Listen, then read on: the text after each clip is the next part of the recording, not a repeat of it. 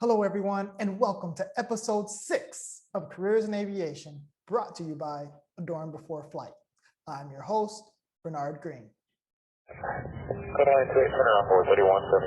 I'm with the 279 cross-country turbo, 15-meter level 757, or 28 sensor cleared to land, wind at 310 and 13. Collins Aerospace on board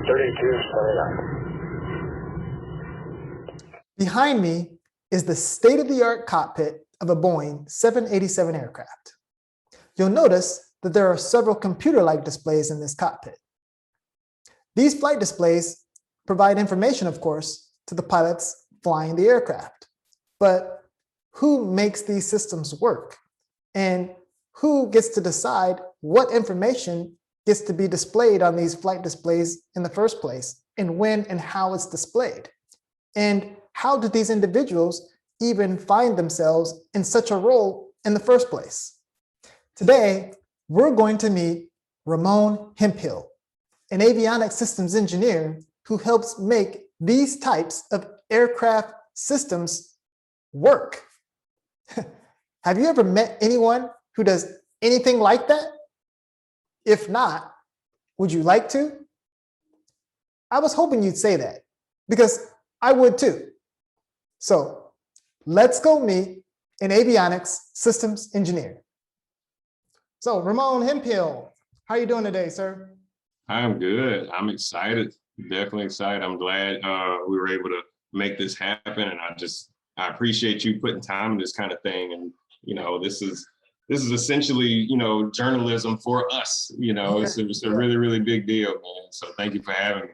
Yeah, well, Adorn Before Flight would like to thank you, because we're also just as excited to have you here to share your background and your knowledge and what you have going on, and expose kids and to aviation and what you're doing in that regard. So we're just as excited, I think, too, to have you. So thank you as well for joining us and taking some time out. So with that, let's jump right in. So what is it that you do in aviation? So I'm a systems engineer. So I've been in systems for, ever since I got out of school in 2006. So over 15 years. And, as a systems engineer, I've been specifically involved in avionics. We call it avionics, but it's essentially aviation electronics. So all the things that help these airplanes fly, more particularly the flight displays, the transponders, and all kind of other things that are really important to help pilots, get off the ground and ultimately get back home safely. So when it comes to the whole, avionics arena, you'll hear pilots say, aviate, navigate, communicate. And so the aviate part is, a lot of it is on the pilot's hands, but everything else, to navigate and communicate, so much of that is heavily dependent on engineering when it comes to development. As a systems engineer, it's not specific to a single standalone discipline, such as, electrical or mechanical. It's more of a question of scope. So I'm more involved with understanding how everything works and how everything communicates with each other. How does my GPS communicate or send communication or important communication to the flight display? What things on that flight display happen to come from what we call air data, or pitot tubes and static ports, all those types of things we are expected to understand. We may not be interested in building the pitot tube. We may not be interested in building, from a hardware aspect, building the actual flight displays, but we do have to understand the system. We have to understand how all of these interrelated parts are talking to each other. I see. So is it fair enough to say that, by the way, we're sitting in the cockpit of a 787. This one actually has to be from Qantas, and airliners.net was gracious enough to let us use this picture. And was it fair enough to say that all the displays and as you described avionics, with the screens, I guess I'll try to dumb it down for people who may not know, but the TV-ish like screens behind us here, is it fair enough to say that you sort of figure out how to make all that stuff work together to provide the correct information at the right times and the right places, and just bring it all together. Yeah, bring it home. Absolutely. It's a collective effort from many different disciplines, but ultimately systems engineering is the funnel. Everything has to pass through systems. You Wow, know? yeah. So yeah, absolutely. Wow. So how did you even get involved into systems engineering? What brought you there in the first place? Yeah, I had graduated from school with a degree in computer science, so it was more heavy into, you know, the software engineering aspect, coding and all that kind of stuff. I knew I did not want to, you know, just be focused on programming. At the time, that wasn't really the biggest interest to me, even though that was my degree. The whole systems engineering aspect was brand new to me, and it was literally on the job training, on the job learning. Never even knew what a systems engineer was. I just got hired into that role because I had an engineering discipline under my belt. And it's one of those things where, you know, if you happen to be any of those disciplines, aeronautical engineering, mechanical, electrical, software, all those things can be very, very useful to a systems engineering role. You know, it's kind of a, yeah, I may be more focused on this overall scope, but oh man, I know very specific what's going on over here. And so usually a team of systems engineers have quite a bit of different backgrounds so that they can all come together and be, you know, what we call SMEs, or subject matter experts in, you know, certain arenas, but still on that overall team. You know, it's just like it's almost like a team of investigators that are just involved in every nook and cranny, you know, of these systems. And anytime there happens to be a problem that needs to be solved, you know, you want to ping those different minds, those different people with different backgrounds, to make sure all aspects are covered, but still, you know, taken care of on a systems level. So it was honestly brand new to me. I didn't know what I was getting into. And, you know, oddly enough, you know, once I got into it, it did involve on my end some programming. And I swear I didn't really enjoy the computer programming aspect until I got a job and was getting paid to do it. You know? So yeah, it was great how that worked out. I didn't think it was gonna work out that way, but it did. So. Right. Yeah. No, that sounds awesome. And so you mentioned that you essentially work with a lot of other people.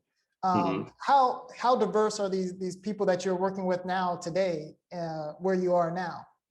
Yeah, in terms of different backgrounds, in terms of race, I'll say there aren't too many, you know, folks who look like me. There aren't too many women. And so that, you know, that can get pretty irritating when you look at it from that aspect, because it's increasingly more important to have not only people from different engineering disciplines or whatever their professional disciplines are, but different cultures. You know, it's important to have a team that can think about certain things that might be acceptable in, you know, on one end or in one culture, but not so much in another culture, or even down to nationalities, you know, and understanding just how people are governed and how people operate. So not as nowhere near as diverse as I, you know, like it to be. And it's really, you know, something I can't speak enough on as to how within reach it really is, you know, to get there. But I just haven't seen a lot of diversity. You know, usually there is particular attention paid when it comes to professional backgrounds. You know, you can have a number of electrical folks, a number of, you know, folks who are dedicated to hardware, you know, mechanical folks, you know, getting down to aeronautical engineers and all of that. Sure, you can have a pretty good breakdown there, but that's really where it stops, you know, from my experience. I see. Just swinging back a little bit to kind of your description on what you do. Are there any particular aircraft in particular that that you could share with the you know, the audience here that you specifically have worked on? I know we mentioned obviously we're in the 787 cockpit, Yeah, yeah. Is That's this, actually one of the, Boeing is certainly one of the customers at the company I work at, Collins Aerospace. So there's a number of models under them, even certain Airbus aircraft. But to get a little more specific, I was deeply involved in some helicopter programs. More than anything, the Chinook or the CH-47, we were working on a particular upgrade, CH-47F Foxtrot, and also the MH-65, which is a Coast Guard helicopter. okay. So both of those helicopters have, both of those aircraft have, really, really important missions. Obviously, one is a search and rescue type of deal, for example. In fact, that particular project that I was involved on with the Coast Guard, it was pretty cool because they were taking out their old circular gauges out of the flight deck and they were replacing it to look more like that background behind you. So their helicopters will now look more so like what's behind you and not something from 50 years ago, So, and of course you can imagine that was a huge systems effort. You're integrating all these different devices to play a part in what shows up on a single display. And so it's combining all these different things that pilots would have originally looked in many different places to see. And now it's all being combined into one display in a specific format that is agreed upon by different regulatory authorities like the FAA, but not limited to the FAA, Right, so it's just a tremendous effort. So I always like to mention those two, those particular helicopters, because man, that was a lot of work that went into those. There's also a military drone, and I don't know where it is in its development now because it's been some years now, but there's a drone called the Tern drone, TERN. It's being built by a company called Northrop Grumman, and it's for the USA, it's for the US Navy. Ain't that something? We were just talking about the Navy before this, before the recording. So yeah, quite a bit of planes out there. I've been like really, really involved in, some more than others. So Yeah. So Ramone, we understand that you're a pilot. And with that, we want to talk about that a little bit. But before we get to that, obviously you're working on a lot of different aircraft and you're putting together systems that the pilots use. What can you talk about some of the aspects that you really enjoy about your job on a day-to-day? Yeah, anything that I can tie to myself as an operator. Anytime I can join the worlds of engineering and being an actual pilot, it gets really, really exciting. And believe it or not, that's not always the case where it truly, truly hits home. So, I mean, even what I've been working on lately, which involves transponders, there's certain things we have to know about transponders as an operator that helps with the engineering knowledge. Like understanding the squawk codes or the 4-digit codes a pilot would have to punch in to tell air traffic control, hey, I'm flying under visual flight rules. I am not given a specific identifier. I'm just, I'm good now. But if the air traffic control is, if they're asking for control, or if they're asking for what we call flight following from air traffic control, then they're given a specific squawk code. So myself as an engineer, I'm able to understand that in terms of what's transmitting, what signals are coming out of that transponder and what's going back in. But as a pilot, I have to understand what buttons I'm actually pushing to get those inputs, Right. So anytime, those two worlds can truly merge, it gets a little more exciting. Even down to this whole, I don't know if you've heard about the 5G situation. Yes. I've been obsessed with that ever since it broke news. Of course, I knew about it before then, but obviously it kicked up a whole lot of dust this week, just a few days ago. Right. But that's another example. I understand what the FAA is talking about there, what their concern is. And I understand the position of the cell phone companies, who have invested a lot of money into increasing the performance of their cellular signals. So. Yeah, that sounds awesome. It's a lot of exposure. You're in different things. That sounds great.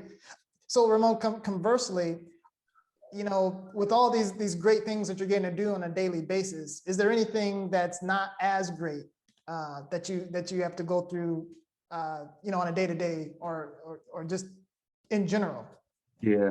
You ever watch those cop shows and after they take down somebody, they got to go to the office and do paperwork? Yeah. That would do it. That does it for me. It's the same thing in engineering.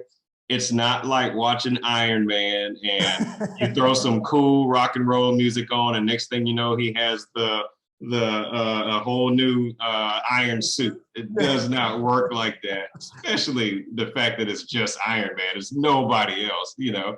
So it involves a whole lot of paperwork. And even some of the paperwork can get interesting because it makes you think, especially when you're getting down into requirements, right? But certain other work is not so fun because, for instance, I've done what's called deviation requests where we're sending communication to the FAA, you know, about certain requirements. Yeah, that stuff can get really in the weeds, you know, when it comes to the different formalities. So yeah, you get some, you know, not so fun parts.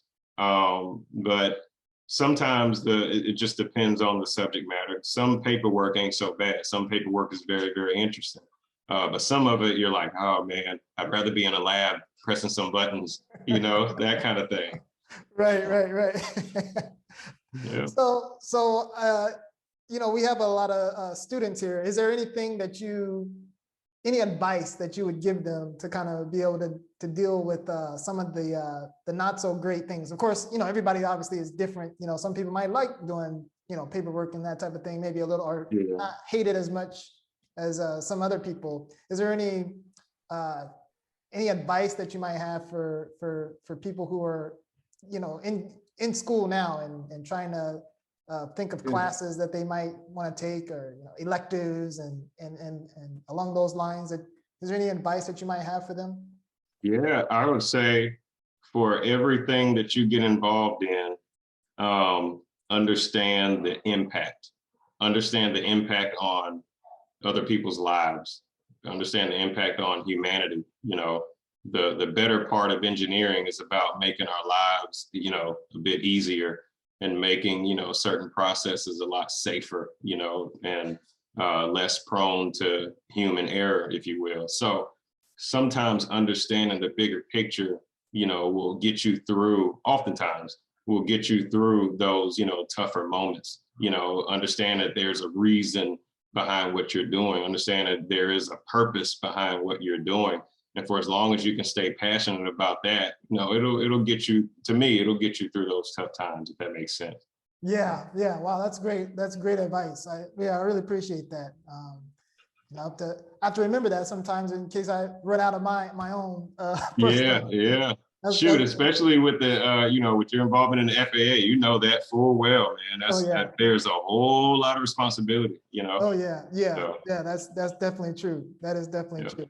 So Ramone, also too, not only are you a pilot and you get to utilize your knowledge and your skills to help you do what you do on a daily basis, but you also are a part of a not-for-profit. Is that correct?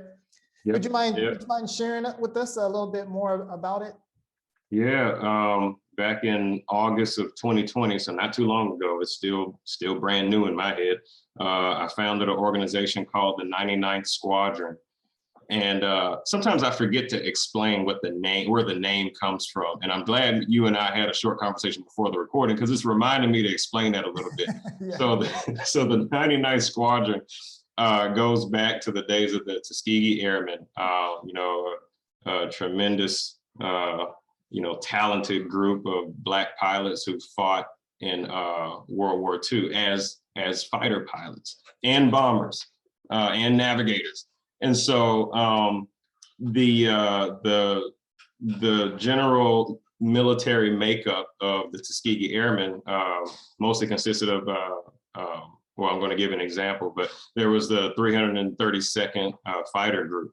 And that fighter group was split into 4 squadrons. It was divided up into 4 squadrons under that overall group. And the first of those 4 squadrons was the 99th. Therefore, you have your first Tuskegee Airmen being designated to squadron, the 99th Squadron. It started with your first 5 Tuskegee Airmen pilots back in, I think, 1941. So that's where the name comes from. And, you know, we developed a partnership with our local Tuskegee Airmen Incorporated chapter. Because Tuskegee Airmen Incorporated is a national organization that continues the awareness and the legacy of the Tuskegee Airmen, and they have many different programs that they're a part of to, you know, keep that going.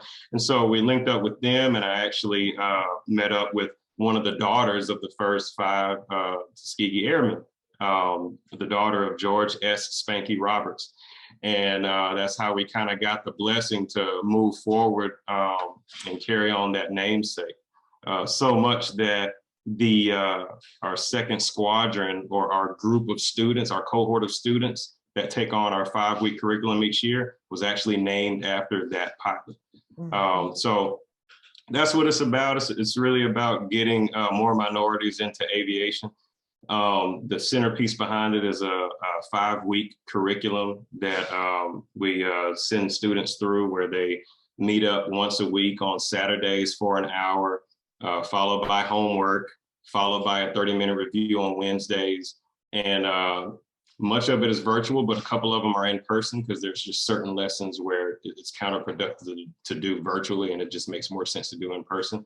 For example, our final week of that curriculum now, we have pilots come into the airport that we're working out of, and this year it was 5 Black pilots, 3 Black engineers, and some of those pilots were also engineers. Some of those pilots were aircraft owners, so they were flying their own planes into the airport, and they were teaching these kids how to do cross-country planning.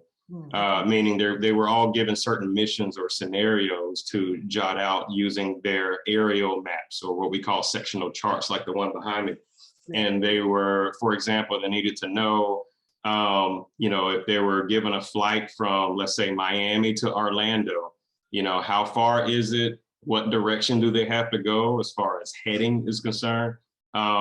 Given a fuel burn of, let's say, 10 gallons per hour, burning 10 gallons in an hour, you know, how much fuel would they need to get from point A to point B? So that kind of thing. Okay. And then they graduate, and even before they graduate, they all get a free flight. And then from that point, they are a part of an ongoing thing until they age out, you know, past high school. They're always getting invites to other free events. The whole thing is free. It's just based on donations. And so they'll get invites to air shows or aviation museums, where they get to look at vintage aircraft, all kind of events and stuff. And they also get to be a part of a pipeline with other local STEM organizations. Okay. So that's our centerpiece behind the organization. Outside of that, though, even kids that are not a part of that, you know, enrollment, anytime we get interest in kids just wanting to go flying, regardless of whether they are a part of that particular program, the 99th Squadron will take them up flying for free, you know, get them a free discovery flight, you know, that kind of thing.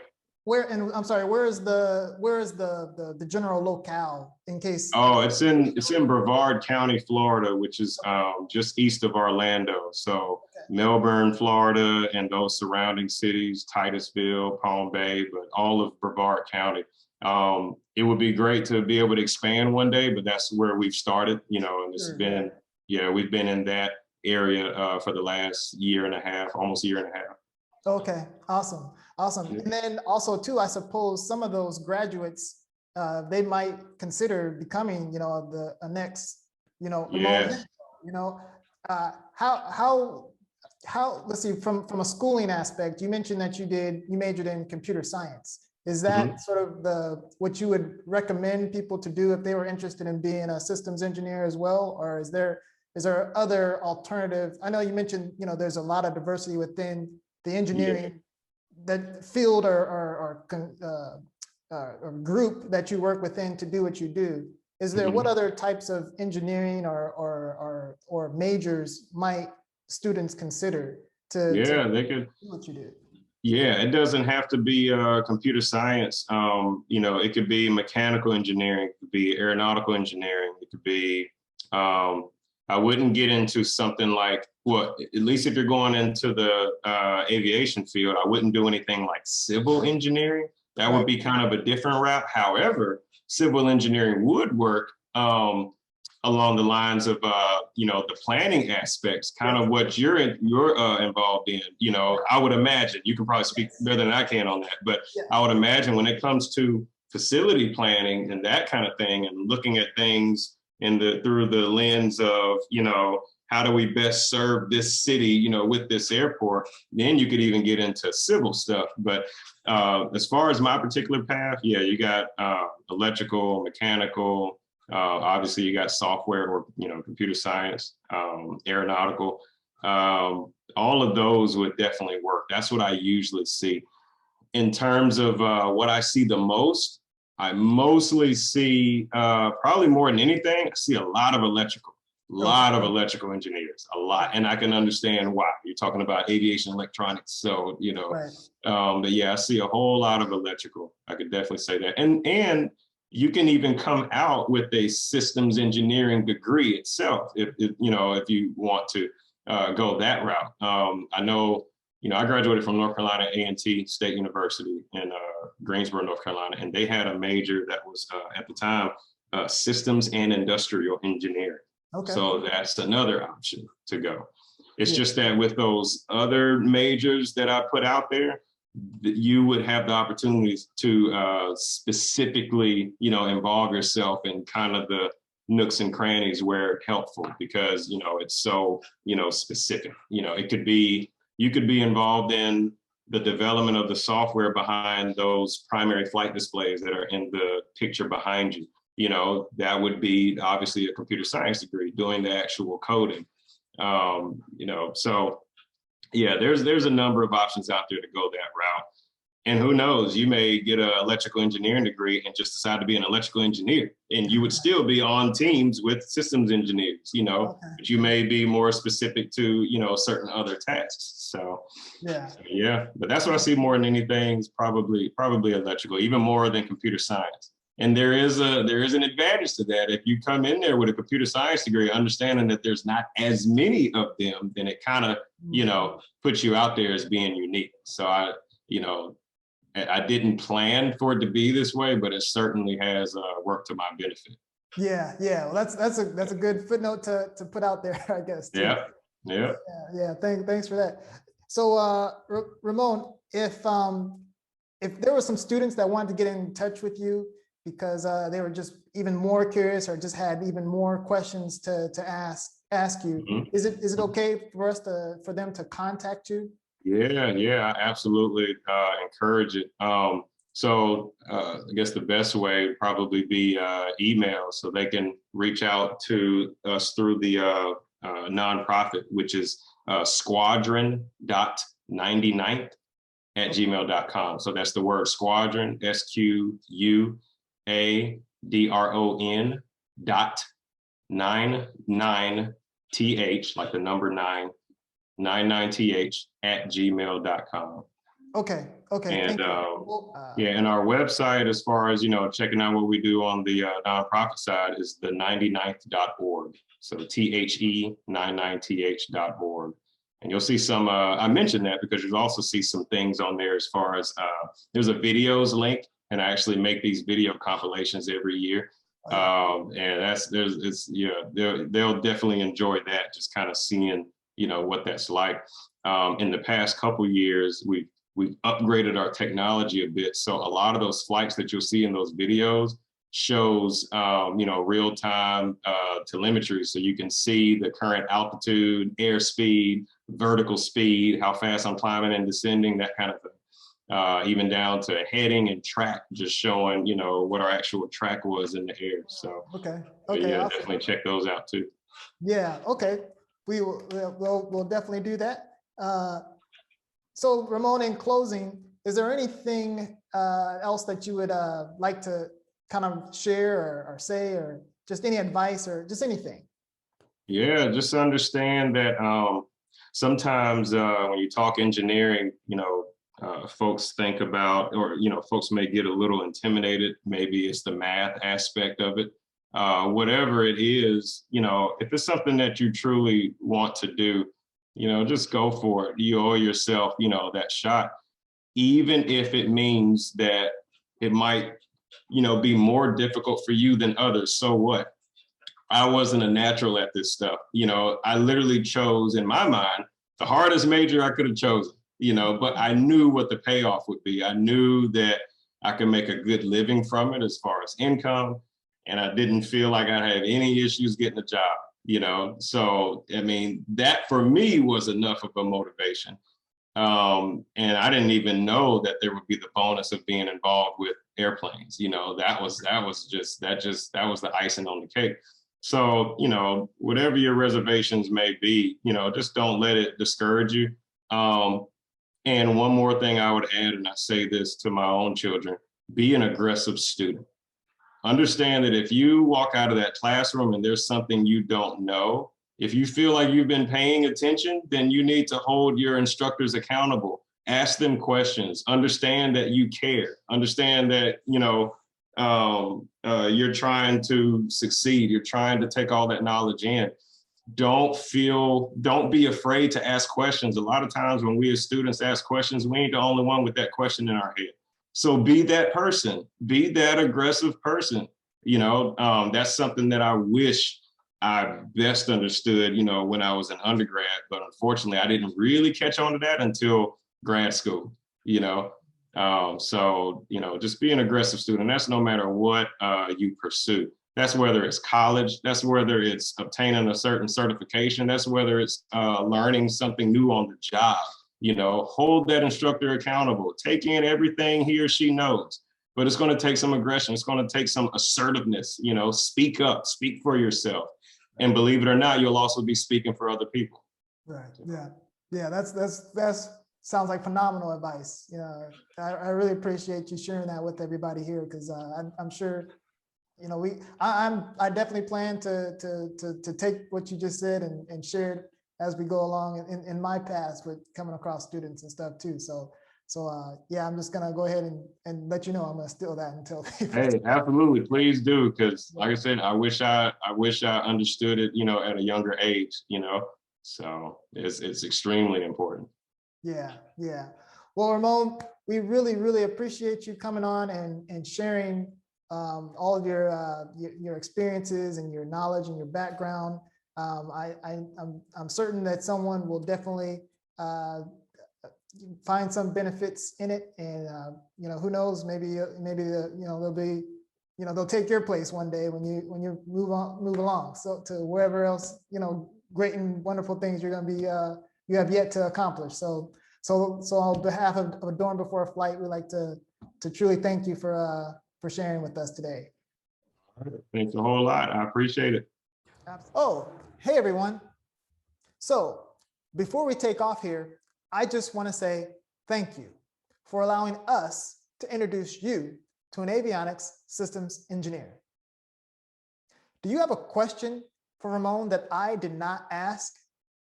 Always remember to contact our guests if you have a question about their career or something they mentioned.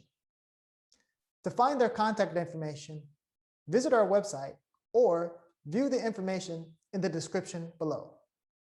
See you next time.